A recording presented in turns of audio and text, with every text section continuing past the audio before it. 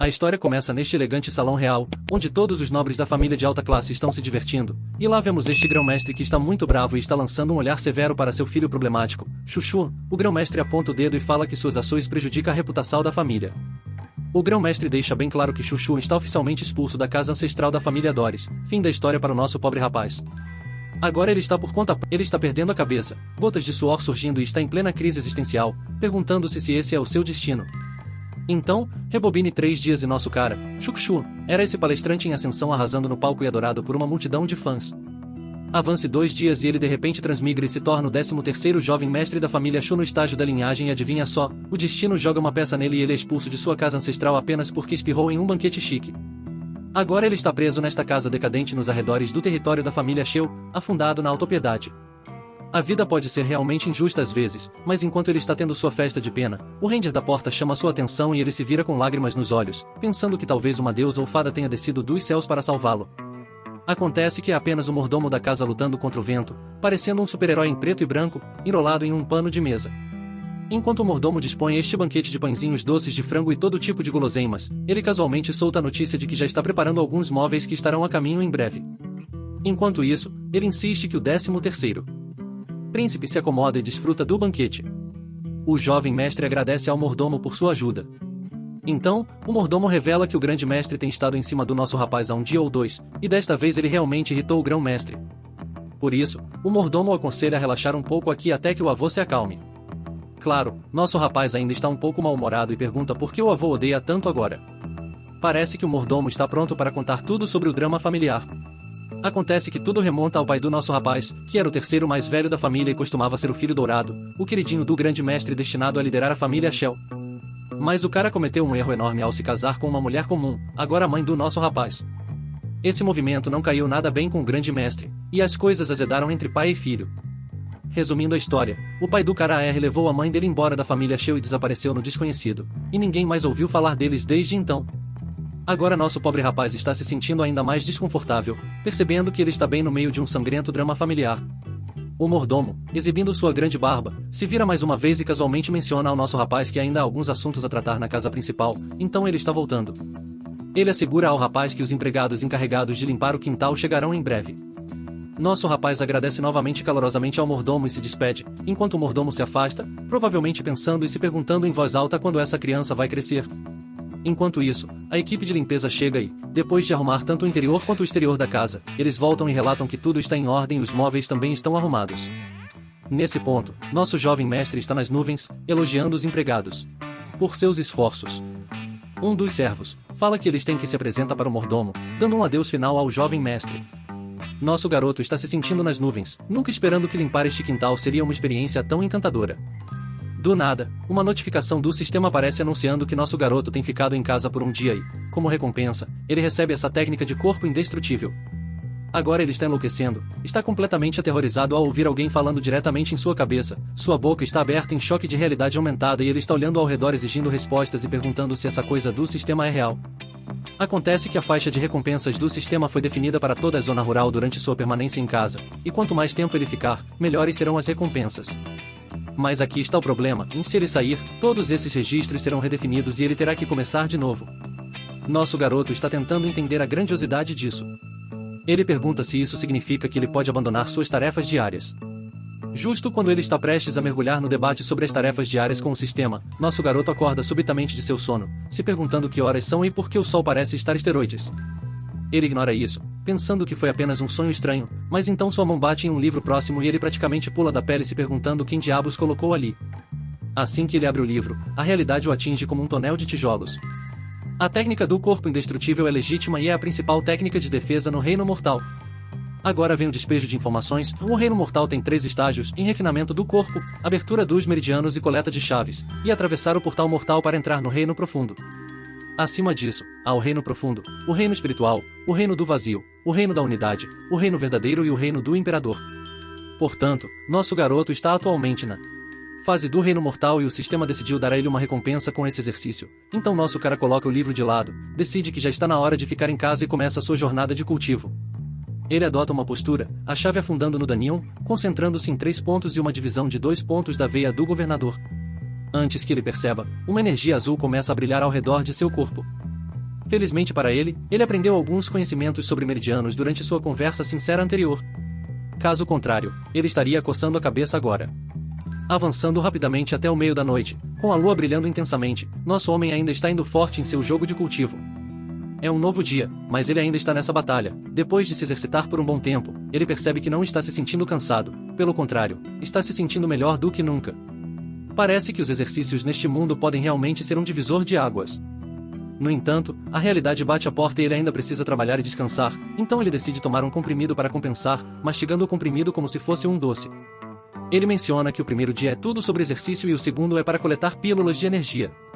Agora ele está se perguntando qual será a recompensa pelo terceiro dia, quando, do nada, uma notificação aparece, revelando que nosso rapaz está em casa há 3 dias e o sistema o recompensará com uma adaga fantasma. Agora nosso rapaz está surpreso e confuso ao ver essa adaga, porque bem, ela é um pouco pequena para cortar legumes. Mais um dia se passa e, bum, outra notificação do sistema chega, desta vez para o 4º dia. Ele adquiriu um punho de espírito de dragão Piton. Agora nós o vemos demonstrando essas técnicas e ele parece muito feliz com isso, como se estivesse se divertindo muito. Depois de uma breve explosão de desempenho, ele está exausto, mas ainda empolgado por ter um ataque e uma técnica defensiva em seu arsenal.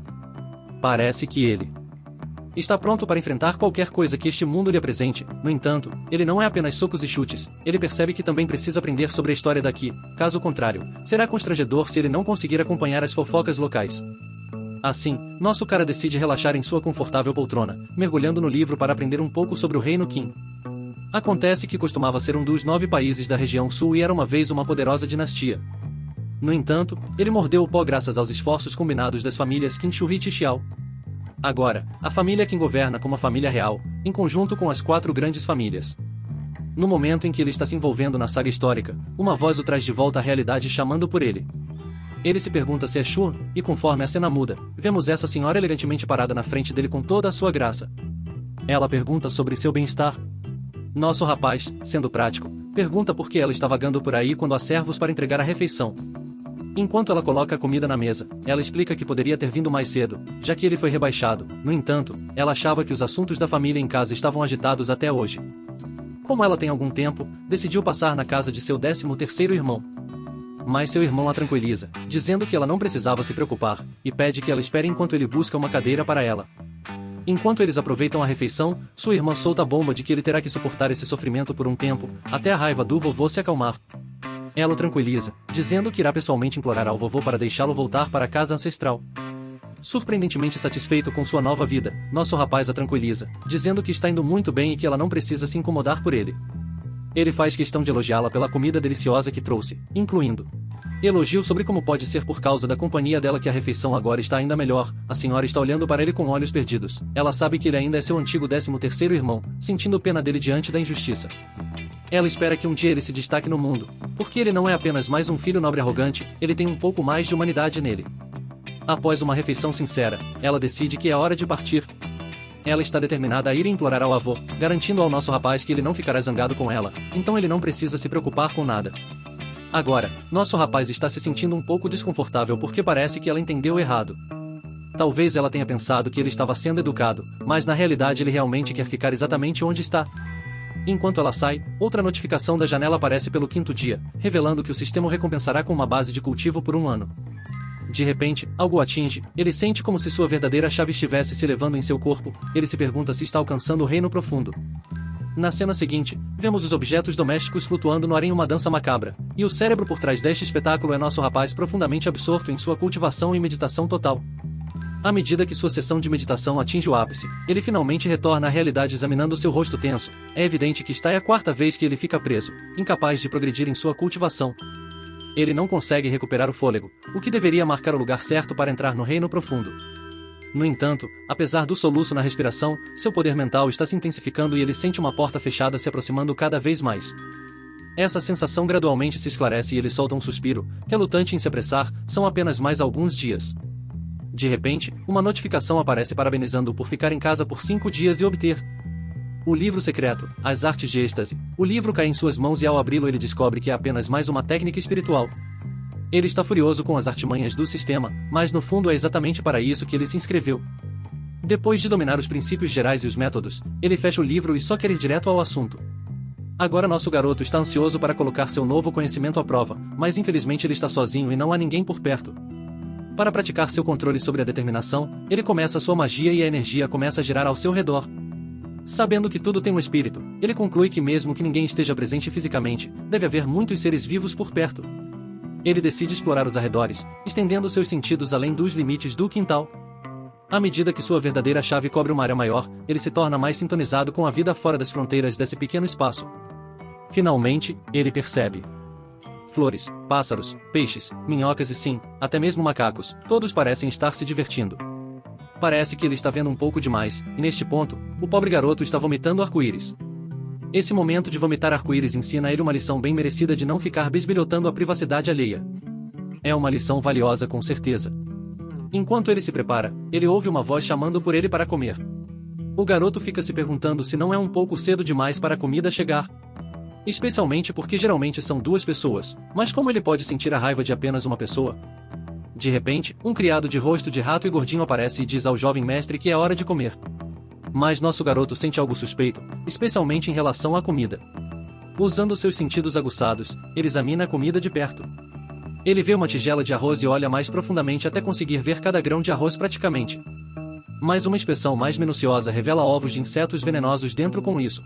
Ele agora tem certeza de que algo suspeito está acontecendo, com um show de energia azul. Ele interroga o servo e o pobre cara entrega tudo, culpando o mordomo-chefe, mas nosso sujeito não está acreditando e mergulha na mente do cara, pronto para absorver todos os segredos.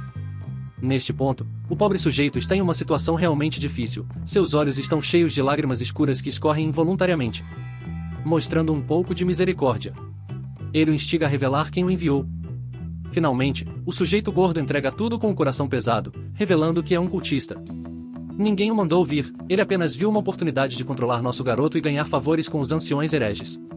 A menção de um culto começa a fazer sentido na mente do garoto, e ele percebe que está a missão da maligna corte imperial. Um pouco sobre a maligna corte imperial, é um país especial na região sul, onde todos praticam artes das trevas e as leis praticamente não existem. Os cultivadores do mal se engajam em batalhas diárias, devorando uns aos outros para se tornarem mais fortes. Devido a esses costumes, a população é escassa, mas sua força não deve ser subestimada.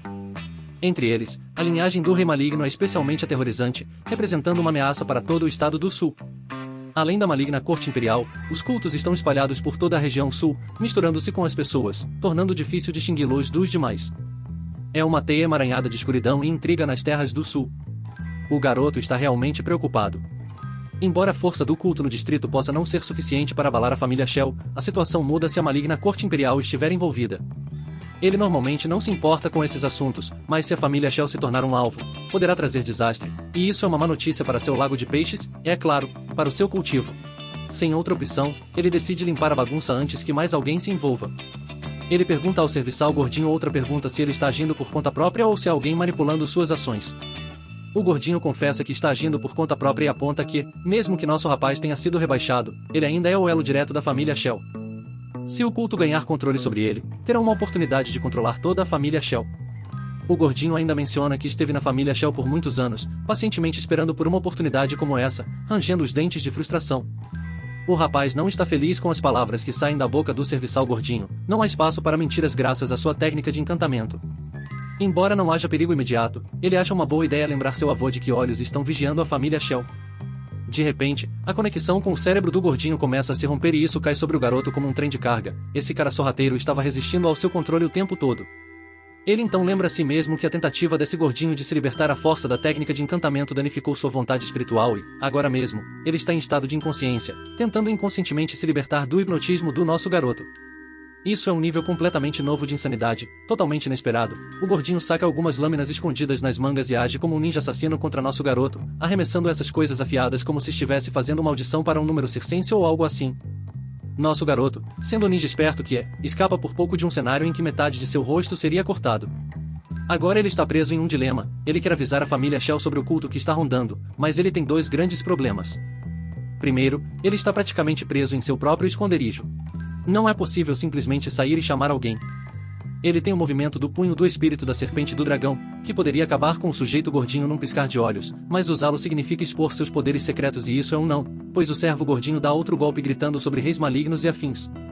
Nosso garoto fica equilibrando o caos desesperadamente tentando descobrir uma maneira de contar o segredo sem revelar suas habilidades ninjas ocultas. Então, no meio de tudo isso, nessa situação maluca, nosso garoto está segurando seu confiável escudo de sinos como um equipamento improvisado de super-herói. Ele está discretamente surtando, preocupado que o escudo possa falhar a qualquer segundo. Justo quando ele está prestes a perder toda a esperança, uma voz entrediz que é hora de comer, um pequeno farol de sanidade na loucura. Enquanto isso, os servos estão do lado de fora levando suas refeições quando ouvem um cultista gritando sobre algum rei maligno. Os sinos começam a tocar, não apenas em suas cabeças, mas literalmente, quando eles percebem que o mestre pode estar em apuros. Eles chutam a porta aberta, prontos para salvar o dia. O garoto ainda enroscado com o cultista respira aliviado quando os espectadores chegam. Ele sabe que se eles verem esse cara do culto, eles definitivamente vão levar a notícia de volta para a família Shell. Agora o cultista intensifica sua agressão, demonstrando ainda mais intenção maligna de matar. Os servos que testemunham essa performance selvagem coçam a cabeça, perguntando-se se estão prestes a resgatar alguém que perdeu a razão ou se está apenas brincando de uma estranha brincadeira de pega-pega. De qualquer forma, nosso garoto mantém sua atuação, correndo como se não houvesse amanhã, fingindo superar os cultistas loucos. Mas justo quando as coisas estão atingindo o auge da absurdez, os dois servos entram como os heróis que são, agarram o lunático pela gola da camisa, tranquilizando nosso garoto de que eles estão ali para apoiá-lo e que ele pode relaxar. Agora, um dos serviçais decide que é hora de levar esse maluco para o mestre, mas no meio do caos, o lunático bate na parede. Ele cai no chão com a língua de fora, como se estivesse em um desenho animado. Agora os serviçais estão ainda mais perplexos, olhando para esse cara se batendo. Um deles comenta que o jovem mestre nunca deixa de decepcionar quando se trata de ser decepcionante. Enquanto o idiota ainda está brincando, os serviçais decidem que é hora de levar o lunático dali. Eles planejam levá-lo para ser examinado por um médico e depois voltar para tratar das lesões do jovem mestre. Enquanto arrastam o cultista para longe, achando que tem tudo sob controle, nosso garoto aproveita um momento. Ele abre os olhos, revelando que conseguiu enganá-los com sucesso. Um cara como ele não pode simplesmente desmaiar de uma queda simples. Mas antes de deixar o cultista escapar completamente, ele decide realizar um último ato. Canalizando seu mana, ele forma uma mão de mana que se aproxima lentamente do cultista. O menino transforma sua mão em uma lâmina afiada, declarando que embora o que o cultista fez com ele não seja um crime digno de morte, ser membro do culto levanta preocupações. Com um movimento rápido, o garoto crava a lâmina na mente do cultista, apagando todas as informações de sua cabeça. Ele está determinado a manter seus segredos em segurança, garantindo que mais ninguém descubra seus poderes. Agora, uma janela de notificação aparece anunciando que o sistema vai recompensar uma caixa de pílulas da Xuan. Ele percebe que essas pílulas são medicamentos auxiliares para romper a etapa profunda. Desta vez, ele está determinado a romper a barreira profunda e está resoluto em ter sucesso. Voltamos para a casa dos Shell, onde o grão-mestre está enlouquecendo. Ele está gritando aos berros, cuspindo frustração por todos os lados, furioso porque seu filho era uma figura heroica, mas acabou dando à luz a um perdedor como nosso garoto. Esse homem envergonhado e desonrado é ninguém menos que Shu Tamin. Ele reclama sobre como outros membros da família Shu de sua idade são corajosos e heróicos, ao contrário do constrangimento que um lixo como nosso garoto é. Finalmente, temos um vislumbre de outro jovem mestre da família, chamado Shu King. Agora é um dia movimentado e o sol está escaldante. Vemos a senhora sorrindo gentilmente, chamando seu irmão, nosso garoto, com aquela típica energia de irmãos. Ele olha para ela e eles começam a fazer a refeição juntos. Enquanto ele mastiga, ele casualmente comenta como é bom conversar enquanto come. A mulher ainda sorrindo menciona que se ele não quiser voltar para sua casa ancestral, ela só terá um pouco de tempo para vê-lo aqui. Ela acrescenta que ele está sozinho aqui e ela não pode sempre cuidar dele. Assim como o incidente com os cultistas ontem, ela está preocupada com como ele enfrentará situações perigosas no futuro. Em resposta, o garoto a tranquiliza, dizendo para ela não se preocupar tanto com assuntos pequenos como cultistas. Mas então ela o surpreende com um lembrete que ele não esperava. Ela menciona como ele se chocou contra a parede ontem quando estava assustado. A inesperada lembrança desse incidente embaraçoso o pega desprevenido, deixando-o quase sufocado. Mas, quando ele estava prestes a sufocar, ela rapidamente o tranquiliza, dizendo que era apenas uma brincadeira, e oferece a ele um pouco de água. Naquele momento de constrangimento, ele fica aliviado por uma coisa, que é o fato de sua persona de lixo estar intacta e todos ainda o considerarem um perdedor aqui.